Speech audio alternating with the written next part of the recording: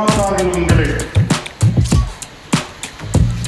அல்லாஹுடைய மாபெரும் கிருபையால் இந்த விழா சீரும் சிறப்புமாய் நடந்து கொண்டிருக்கிறது. சகோதரர்களே, பெரியவர்களே, இந்த உலகத்திலே எத்தனை நபிமார்கள் வந்தார்களோ அத்தனை நபிமார்களுக்கும் அல்லாஹ் ஜல்ல தஆலா தானாக அனுப்பிவிட்டான். ஆனால் எம்பெருமானார் ஸல்லல்லாஹு அலைஹி வஸல்லம் அவர்களுக்கு இப்ராஹிம் அலைஹிஸ்ஸலாத்து வஸலாமுடைய துஆவின் பிரதிபலனாக இந்த உலகத்தை அனுப்பி வைத்தார். இப்ராஹிம் அலைஹிஸ்ஸலாம் ஒரு பேர் இருக்கிறது, அதற்கு ஒரு பின்னணி இருக்கிறது. உதாரணமாக ரமதானுடைய மாதமாக இருக்கிறது.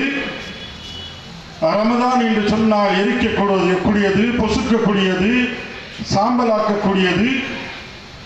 எவர்கள் அந்த மாதத்தில் இஹ்லாசுடன் நோன்பு நோக்கின்றார்களோ, தராவியா தொழுகின்றார்களோ, இஹ்லாசுடன் மன தூய்மையுடன் பாவ மன்னிப்பு தேடுகின்றார்களோ, அல்லாஹ் ஜல்ல ஷானஹு தஆலாவுடைய பாவங்களை போக்கி சாம்பலாக்கி விடுகின்றார்.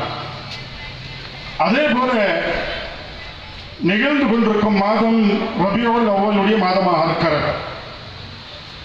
ரபி என்று சொன்னால் அரபியில வசந்த காலத்திற்கு சொல்வார்கள். ரபியுல் அவ்வல் என்று சொன்னால் வசந்த காலத்தின் ஆரம்பம். உத்தம நபி ஸல்லல்லாஹு அலைஹி வஸல்லம் அவர்கள் எந்த நாள், எந்த நேரம், எந்த நொடி, எந்த மாதம்